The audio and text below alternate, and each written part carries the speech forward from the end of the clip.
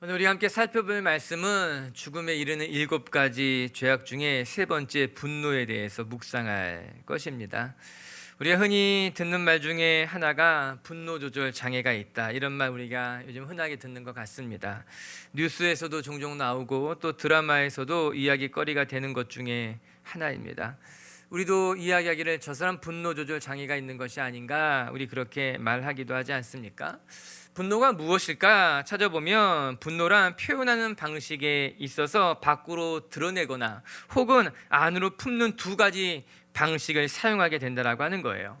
그런데 이 두 가지의 방식이 조화를 이루지 못하고 병적으로 바깥으로 분노가 표출될 때 그것을 가리켜서 조절장애다, 분노 조절장애다 이야기한다고 합니다.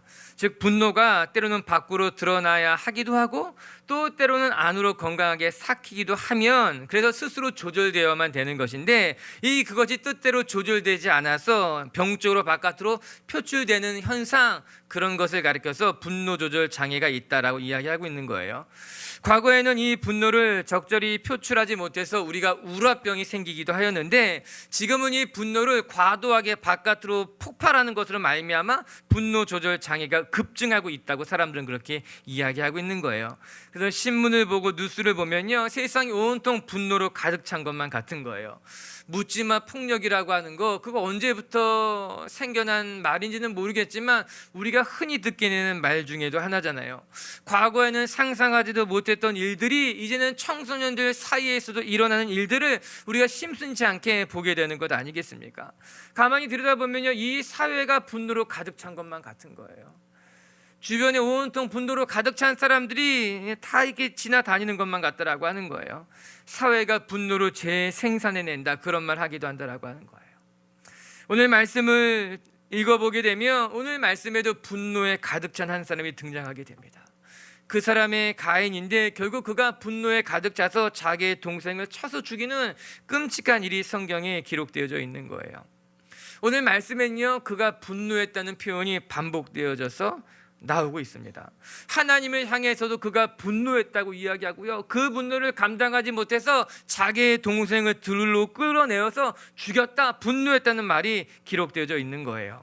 여러분, 우리가 이 시대 속에서 우리 안에 있는 분노를 제대로 이해하고 제대로 다스리지 못한다면 어쩌면 우리도 우리의 삶에도 큰 변이 일어날지 모른다, 우리는 이 두려운 마음으로 우리 자신을 오늘 말씀을 바라봐야 된다라고 하는 거죠. 전 여러분이 여러분 안에 있는 분노가 건강하게 잘 다스려져서 표출되어서, 아니 성경적인 방법을 깨닫는 것으로 말미암아 여러분이 분노를 잘 다스릴 수 있는 분이 되길 주님의 이름으로 축복합니다. 그러면 성경에 나타난 분노란 어떤 것이 있을까? 오늘 살펴보게 될 것인데, 먼저 성경에는요, 잘못된 분노만 이야기하지 않고 오히려 긍정적인 의미의 분노도 있다고 이야기합니다. 다윗이 골리앗을 보았을 때 그는 분노하게 되지 않았습니까? 단지 골리앗이라고 하는 블레셋 이방인을 보았기 때문에 분노한 것이 아니라 다윗은 이 이방인이 하나님을 모욕하는 것을 보고 분노한 거였어요. 하나님의 군대, 하나님의 백성을 모욕하는 것을 보고 이 다윗이 분노하기 시작했다라고 하는 것입니다. 그리고 하나님은 이 다윗의 거룩한 분노를 통해서 하나님이 역사하셨다는 것을 우리가 말씀을 통해 본 것 아니겠습니까? 분노의 또 하나의 가장 대표적인 것은 아마 예수님의 분노였을 것입니다. 예수님이 예루살렘 성전으로 올라가실 때 그 성전 안에서 장사하는 사람들을 바라보시면서 예수님은 크게 분노하셨다고 성경은 이야기합니다. 하나님의 기도하는 집을, 만민이 기도하는 곳을 오히려 그들이 도적의 구열로 만들어 놓았다고, 예수님은 그들을 바라보면서 분노하셨어요. 그리고 채찍을 만들어서 그들을 다 성전 안에서 기도하는 하나님의 집에서 다 쫓아냈다고 성경이 이야기하고 있는 거예요. 이처럼 예수님도 거룩한 분노를 우리에게 보여주신 것입니다. 그리고 그 분노로 말미암아 하나님의 성전을 깨끗하게 했다라고 하는 것이에요. 이처럼 분노란 악에서만 나오는 것이 아니라 오히려 거룩한 분노도 있다라고 하는 것이에요. 하나님의 의를 드러내는 분노도 있다라고 하는 것이에요. 그런데 문제는 무엇인가? 우리는 연약하기 때문에 그 분노를 우리가 조절하지 못한다라고 하는 것이에요. 다윗은 분노를 거룩하게 사용할 줄 알았지만, 예수님은 거룩한 분노를 사용할 줄 알았지만, 우리는 연약하기 때문에 우리 안에 있는 분노를 우리가 제대로 조절하지 못한다는 것이 우리에게는 어려운 문제라고 하는 것이에요. 분노가 분명 악한 감정만은 아니지만, 누구에게나 일어나는 평범한 감정이지만, 이 때로는 이 분노를 우리가 적절하게 사용하지 못하는 것으로 말미암아 내 마음이 상처받기도 하고, 내 가족이 상처도 받기도 하고, 내 이웃이 상처받기도 하고, 공동체가 상처받기도 한다라고 하는 것이에요. 이런 분노를 제대로 사용하지 못해서 내 안에 우라병이 생기기도 하지만, 또 때로는 분노를 너무나 마음껏 행하는 것으로 말미암아 후회하기도 하잖아요. 내가 괜히 화냈다.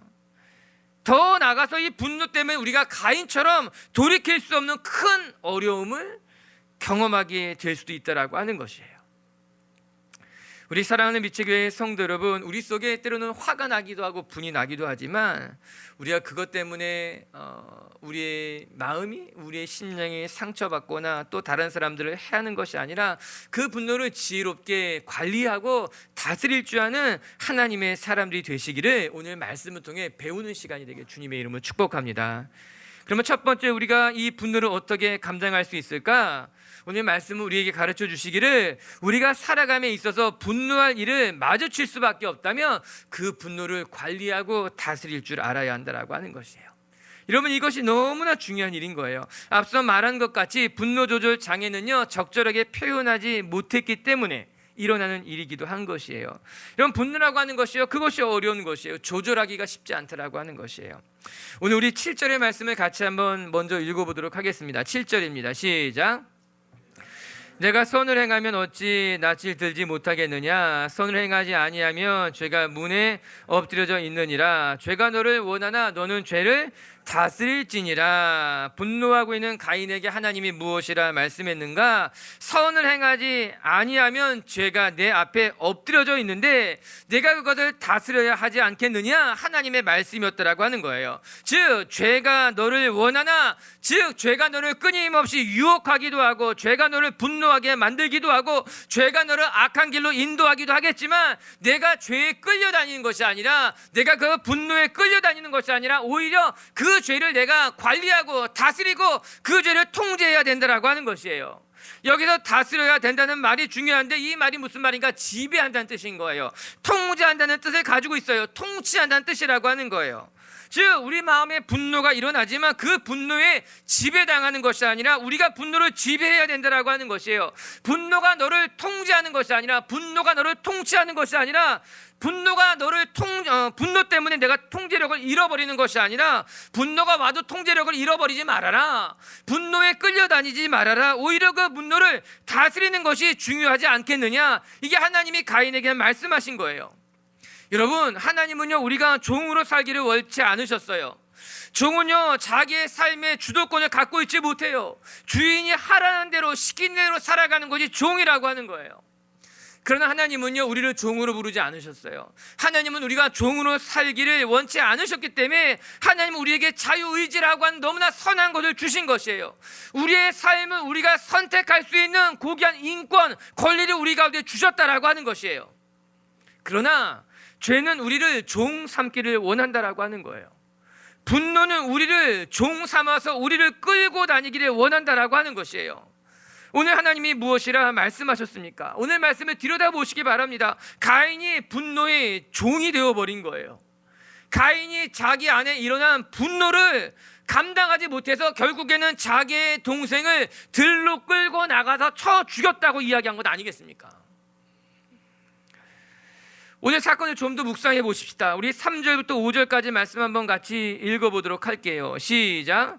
세월이 지난 후에 가인은 땅의 소산으로 제물을 삼아 여호와께 드렸고, 아벨은 자기도 양의 첫 새끼와 그 기름으로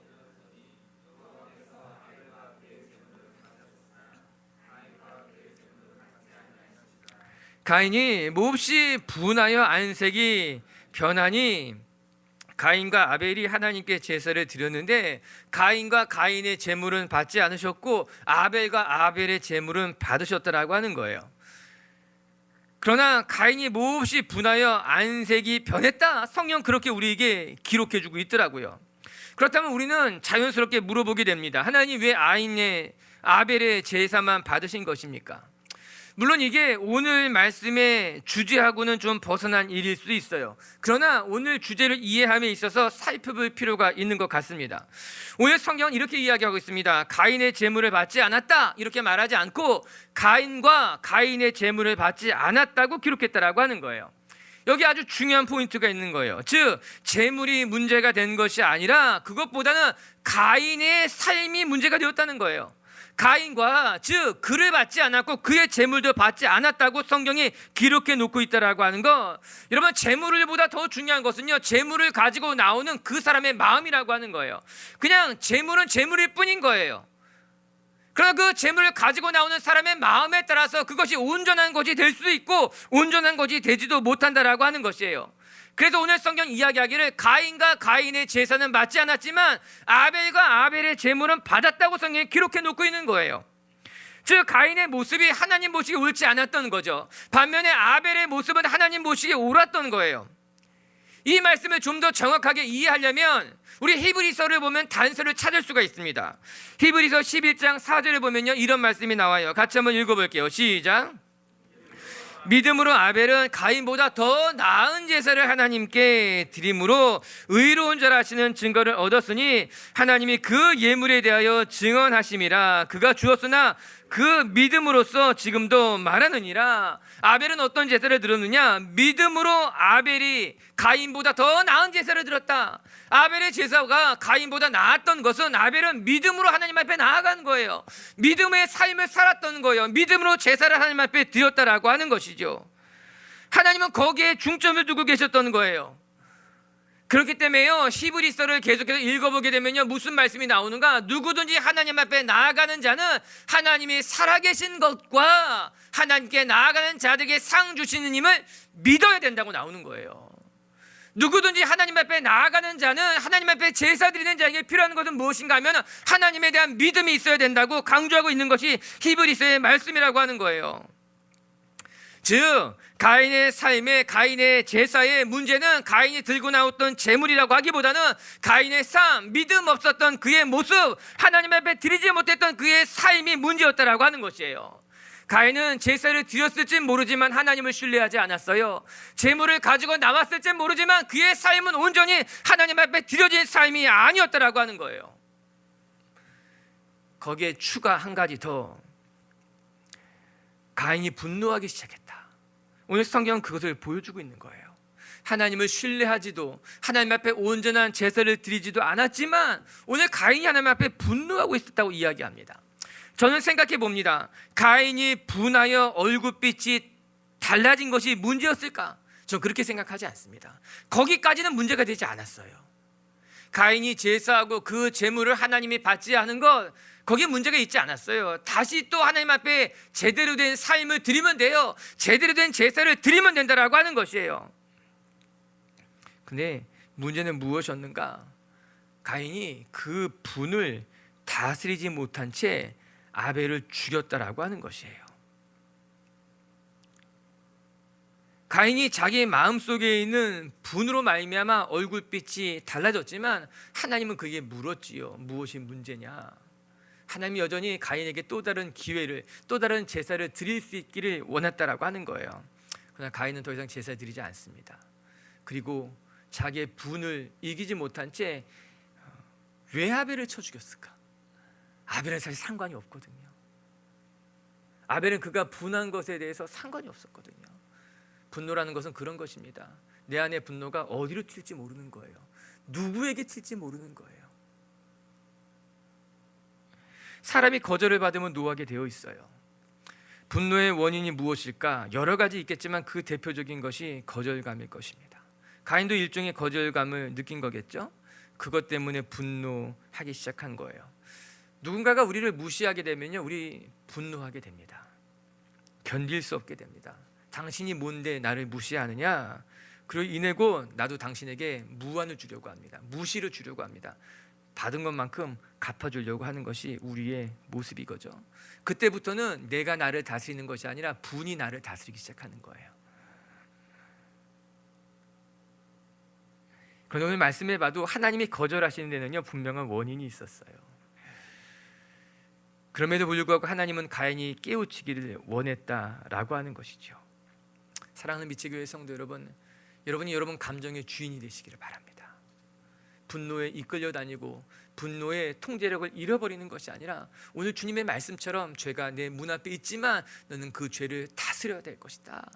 저는 여러분 삶에 때는 분노가 일어나기도 하고 감당할 수 없는 어려운 마음이 불같이 일어나지만 그것을 다스릴 수 있는 성숙한 분들이 되기를 주님의 이름으로 축복합니다. 이 분노를 다스리려고 할 때 우리가 한 가지 기억하면 도움이 될 것이 있습니다. 그것이 무엇인가? 여러분, 이 분노가 우리에게 아무런 유익도 줄 수 없다라고 하는 것이에요. 분노는요, 내가 원하는 것을 나에게 줄 수 없다는 것을 우리가 기억해야만 됩니다. 야고보서 1장 19절과 20절의 말씀은요, 이런 기록이 있어요. 같이 한번 읽어볼까요? 시작. 내 사랑하는 형제들아, 너희가 알지니 사람마다 듣기는 속히 하고 말하기는 더디하며 성내기도 더디하라. 사람이 성내는 것이 하나님의 의를 이루지 못하느니라. 야고보 사도가 우리에게 권면해 주는 말씀은 성내지 말라라고 하는 거예요. 분내지 말라라고 하는 거예요. 왜냐하면 성내는 것을 통해서 내가 이룰 수 있는 것은 아무것도 없다, 이렇게 이야기하고 있는 거예요. 더 나아가 성내는 것이 하나님의 의를 이룰 수 없는 것입니다. 아무리 성을 내고 아무리 분을 낸다고 해서 여러분 그것이 여러분이 원하는 것을 줄 수 있겠느냐? 그것이 여러분이 하나님의 뜻을 이루는데 유익을 주겠느냐? 아니에요. 결국 후회밖에 하지 못한다라고 하는 거예요. 가인을 보시기 바랍니다. 동생을 죽이고 나서 그가 이루었다 생각합니까? 동생을 죽이고 나서 그의 마음이 시원해졌다고 생각합니까? 아닌 거예요. 가인은요, 왜 그랬던 것일까? 이게 안타까운 거예요. 우리가 속 시원하게 화내고 나면 그것이 하나님의 의를 이룰 수 있는 것일까? 그렇지 않다라고 하는 거예요. 교회 안에서 분내는 것은요, 성내는 것은요, 하나님의 의를 이룰 수 있는 것이 결코 아닙니다. 더 나아가서 우리에게 어떠한 유익도 주는 것은 아니라고 성경이 이야기하고 있어요. 오늘 말씀에 아주 기가 막힌 말씀이 하나가 숨어 있는 것만 같습니다. 오늘 7절에는 이런 말씀이 나옵니다. 선을 행하지 아니하면 죄가 문에 엎드려 있느니라. 내가 선을 행하지 않았기에, 내가 잘못 행했기 때문에 죄가 너를 더 유혹할 수 있는 것이다. 오늘 그 말씀을 오늘 이렇게 번역해 놓고 있어요. 선을 행하지 아니하면 죄가 문에 엎드려져 있느니라. 여러분, 우리가 분노를 다스리는 아주 중요한 힌트 중에 하나는 우리가 분노에 좀 더 적극적으로 대처하는 것이에요. 그것은 무엇인가? 끊임없이 우리가 선을 행하는 일인 거예요. 끊임없이 우리가 하나님의 말씀에 순종하는 일인 거예요. 내 안에 분노가 일어나기 전에, 즉 아벨과 같이 그의 삶을 온전히 하나님 앞에 드리며 하나님 앞에 기쁜 제사를 드리게 된다면 분노가 우리를 지배하기, 분노가 우리 마음 가운데 일어날 기회가 생기지 않는다라고 하는 거예요. 내가 선을 행하지 아니하면 죄가 너를 다스리게 될 것이다. 그렇기 때문에 오히려 내가 내 삶에 끊임없이 하나님을 기억하며 하나님을 예배하며 끊임없이 선한 일을, 좋은 일을 꿈꾸고 계획하고 행하라라고 하는 거예요. 분노가 여러분을 다스리기 전에 먼저 여러분이 선제 공격하는 거예요. 좋은 것을 생각하고 좋은 것을 꿈꾸고 좋은 것을 계획하고 좋은 것을 행하게 된다면 분노가 우리 가운데 들어올 틈이 없다라고 하는 거예요. 전 여러분의 삶에 좋은 것들이 꿈꿔지고 좋은 것들을 계획하고, 그래서 여러분의 삶이 점점 더 밝아질 수 있게 되게 주의 이름으로 축복합니다. 두 번째, 우리가 이 분노를 어떻게 다스릴 수 있을까? 오늘 성경 우리 이런 말을 합니다. 분노 마음에 품지 말라라고 하는 거예요. 분노에 관한 매우 유익한 말씀이 에베소서에 나와요. 우리가 다 아는 말씀이에요. 같이 한번 우리 에베소서 4장 26, 27절 읽어봅니다. 시작.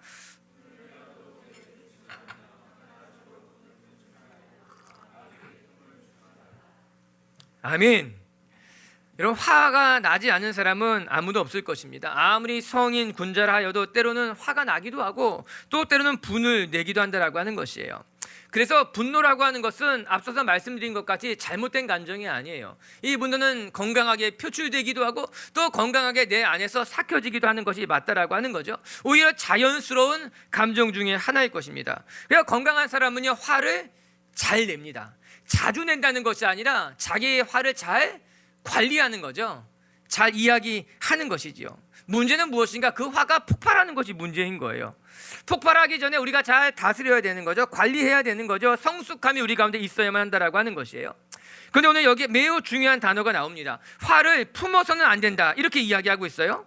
특히 에베소 기자가 이야기하기를 해가 지나도록 하루를 넘어서까지 그 분을 내가 품고 있다면 그것이 너에게 매우 위험한 일이 될 수 있다, 권면해주고 있는 거예요. 성경은 화를 품으면 사단이 틈탈 수 있다고 이야기하지 않습니까? 그로 말미암아 내가 감당할 수 없게 된다라고 하는 것이에요. 우리가 분을 품으면 그것이 자라게 돼 있어요. 화가 날 수도 있어요. 분이 일어날 수도 있어요. 그러나 우리가 그 화를, 그 분을 끝까지 계속해서 묵상하게 되고 바라보게 된다면 점점 그것이 내 안에서 자라게 돼 있어요. 커지게 되어 있다라고 하는 것이에요. 한번 상처받은 것이면 충분해요. 그런데 왜 자꾸 그 상처를 들여다만 봅니까? 왜 자꾸 그 상처를 묵상하게 됩니까? 여러분, 그러다 보면요, 우리의 삶에 깔때기 현상이 나타나게 되어 있는 거예요. 모든 일이 다 모아지게 되어 있어요. 아, 그래서 그 사람이 날 무시한 거였구나. 아, 그때 그 일도 나를 무시해서 한 말 아니야? 아니, 목사님이 나를 쳐다보지 않았는데 나를 무시해서 안 쳐다본 것이 아닐까? 내가 1년 동안 겪었던 모든 일들이 깔때기와 같이 하나로 다 모아지게 돼 있는 거예요. 굉장한 능력이 나타나게 되는 거예요. 마치 자기가 큰 깨달음을 얻은 것 같이 자기가 겪었던 모든 일들이, 모든 사건들이 한 가지로 모아지게 되고, 그것은 그 사람이 나를 무시해서 일어난 일이다, 공동체가 나를 무시하기 때문에 일어난 일이라고, 내 삶에 일어난 크고 작은 일들을 다 엮어내버리는 능력이 그 가운데 나타나기 시작하게 되는 거예요. 내가 교회에 왔는데 왜 나한테 아무도 먼저 인사를 건네지 않는 거지? 자기가 먼저 인사를 건네면 될 것인데 왜 나를 바라보고 웃는 사람은 아무도 없는 거지? 자기가 웃지 않으니까는 웃을 수 없었던 거죠. 여러분, 우리가 분이 날 수 있어요. 우리 마음이 섭섭해질 수도 있어요. 때로는 작고 사소한 일에 상처를 받을 수도 있어요. 그러나 그 상처의 자리에 물을 주면 안 되는 거예요. 그 분을 우리가 끊임없이 자꾸 묵상하고 바라보면 안 된다라고 하는 거예요. 저는 화가 나면 자요. 이렇게 자요. 평소에 잠이 부족하기 때문에 화가 나도 눈을 감으면 또 잠이 와요. 그럼 감사하게 자고 일어나면 저는 잘 잊어먹어요. 생각해보면 저는 굉장히 좋은 메커니즘을 갖고 있어요. 막 뭔가 속상한 일이 있어도 그냥 이렇게 눕지 않고 책상에 앉아서 고개만 뒤로 해도 바로 잠들고, 한 10분만 자도 다 잊어먹어요. 내가 무슨 일이 있었나.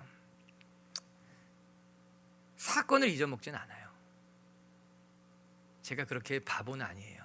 그런데 그때 감정은 생각이 안 나더라고요. 무슨 일이 있었는데 그때 기억은 있지만, 사건은 기억이 나지만 그때 받았던 상처나 그때 받았던 감정들은 잘 잊게 되더라고요. 그래서 자는 거예요. 아무튼 우리는 각자 자기만의 노하우가 있을 거예요. 분을 품지 않는 노하우, 그 분에 지배당하지 않는 노하우. 에베소서는 분을 품지 말라고 이야기하면서 그 뒤에 이런 부연 설명을 덧붙이고 있습니다. 분을 품으면 마귀가 틈탄다라고 하는 거예요. 전 귀한 가르침이다, 이것은 영적인 가르침이다, 그렇게 생각하게 됩니다. 이런 분을 품으면요, 사단에게 기회를 제공하게 되는 거예요. 사단은 끊임없이 우리를 넘어뜨리려고 하고 우리를 무너뜨리려 함에 있어서, 사단이 분을 품는 순간 우리 마음에 그 틈으로 찾아와서 우리 가운데 일하게 된다라고 하는 것이에요. 여러분, 사단에게 여러분의 자신을 내어주지 마시기를 주님의 이름으로 축복합니다. 분을 품지 않기 위해서 우리는 어떻게 해야 될까? 오늘 설교를 준비하면서 귀한 말씀 하나 발견했어요. 우리 시편 37편 8절 말씀 같이 한번 읽어보도록 하겠습니다. 시작. 분을 그치고 노를 버리며 불평하지 말라, 오히려 악을 만들 뿐이라. 아, 이런 귀한 말씀을 왜 내가 잊고 있었을까? 시편 기자가 우리에게 이렇게 권면해 줍니다. 분을 그치십시오. 노를 버리십시오. 여러분, 우리가 마음속에 거절감을 품고 있다면, 또 그 거절감을 우리가 입으로 불평한다면 그렇게 분이 쌓아가게 되어 있는 것이에요. 결국엔 가인이 동생을 죽인 것도 무엇에 기인한 것인가? 가인이 그 분이, 가인 안에 있던 분이, 그래서 안색이 변했던 그것이 마음속에 품어지게 된 거예요. 거절하자마자 오늘 말씀을 읽어보게 되면요, 하나님 앞에 드려졌던 그 제물이 바쳐지지 않게 되자마자 옆에 있었던 아벨을 죽인 것이 아니에요. 시간이 있었어요. 오늘 8절의 말씀을 보게 되면요, 가인이 그의 아우 아벨에게 말하고, 이 말씀을 다른 성경을 찾아보게 되면요, 아벨을 들로 데리고 나가서 죽였다고 표현되어 있는 거예요. 그게 더 정확한 직역이라고 하는 거예요. 가인이 그냥 우발적으로 죽인 것이 아니라 그 안에 분노가 계속 일어나기 때문에 아벨을 들까지 데리고 나가서 죽였다라고 하는 거죠. 분이 그 안에 계속 쌓이는 거예요. 분이 계속해서 증폭되는 거예요. 넓어지고 깊어지고 커지고 감당할 수 없게 되게 되었다라고 하는 것이에요. 이런 분이라고 하는 것이 우리 가운데 그렇게 우리를 만들어버리게 된다라고 하는 거예요. 이에 시편 기자가 경고하잖아요. 그 분이 더 큰 악독으로 만들어지게 된다라고 하는 거예요. 분을 그치지 않는다면, 이렇게 번역할 수 있는 거예요. 분을 그치지 않는다면, 내가 노를 버리지 않는다면, 내가 끊임없이 불평한다면 그것이 큰 악을 만들게 될 것이라고 이야기하고 있는 거죠. 여러분, 쓰레기라고 하는 것은요, 자꾸 쌓아두게 되면요, 나중에는 감당하지 못하게 됩니다. 여러분, 집에 쓰레기가 있다면요, 여러분 처음에는요, 조금 있을 때는요 잘 버리지 않아도 될 것만 같은 거예요. 이 조금이니까 나중에 버려도 되겠지. 내 집 앞에 있는 쓰레기도 잘 치우지 않으면요, 지나가는 사람들이 하나둘 버리게 됩니다. 아, 여기 쓰레기 버려도 되는 곳이구나, 쓰레기 쌓아둬도 되는 것이구나. 내가 관리하지 않았던 그 쓰레기가, 조금이기 때문에 버리지 않았던 그 쓰레기가 나중에는요, 내가 감당할 수 없을 만큼 쌓아지게 되는 거예요. 내 쓰레기뿐만 아니라 다른 사람의 감정까지도 쌓아지게 되어 있다라고 하는 것이에요. 감당하지 못하게 되는 거예요. 우리도 우리 마음에, 우리 영혼에 쓰레기가 쌓이면 안 되는 거예요. 오늘 성경이 말하는 거죠. 분은 그치십시오. 노는 버리십시오. 불평을 말하지 마십시오. 그래야지만 악이 내 삶에 일어나지 않게 된다고 말씀하고 있는 거예요. 거절감도요, 동일합니다. 여러분, 살다 보면요, 왜 거절받지 않겠습니까? 여러분도 이미 많이 거절했어요. 거절받았다고 너무 그렇게 말하지 마세요. 여러분도 많이 거절했어요. 많이 싫다 그랬어요. 많이 노라고 말했어요. 우리는 그렇게 살아가면서 때로는 거절하기도 하고 거절받기도 하고 상처 주기도 하고 상처 받기도 하는 거예요. 문제는 무엇인가 하면 내가 받은 거절감을 너무 크게 생각하는 거예요. 왜 여러분은 거절받으면 안 돼요? 나는 거절받아도 되고 여러분은 거절받으면 안 돼요? 그게 어디 있어요? 우리는 누구나 거절받으며 살아가는 거예요. 그게 평범한 우리들의 삶인 거예요. 때로는 실패하기도 하고, 때로는 거절받기도 하고, 때로는 좋지 않은 이야기를 듣기도 하고, 그게 그냥 평범하게 살아가는 삶인 거예요. 문제는 내가 받은 거절감에 우리가 너무나 큰 의미를 부여하게 되는 거예요. 그것을 마음에 품고 담고 살아가는 것으로 말미암아 우리가 우리 스스로를 무너뜨리고 있다라고 하는 것이에요. 오늘 이 예배 시간에 여러분 안에 있는 모든 거절감이 사라지고 여러분 안에 있는 분을 다 풀어버릴 수 있게 되길 주님의 이름으로 축복합니다. 옆에 사람 쳐다보면서 이야기합시다. 내가 다 풀어버릴게요. 상처 줘도 괜찮아요. 내가 다 풀을 거예요. 저는 생각보다 담대해요. 세 번째, 끝으로 분을 다스리기 위해서 우리에게 필요한 것이 하나가 더 있는데, 그것은 우리 안에 있는 이 모든 분을 하나님 앞에 맡겨드리는 연습을 해야 된다고 하는 거예요. 분이라고 하는 것의 발단은 대부분 거절감, 모욕, 무시당함 이런 것일 겁니다. 물론 이것 외에도 자기가 하고 싶은 것이 있는데 그거 이루지 못해서 분이 나는 사람들도 있어요. 아, 내가 정말 하고 싶었는데 그거 못하니까 막 화가 일어나요.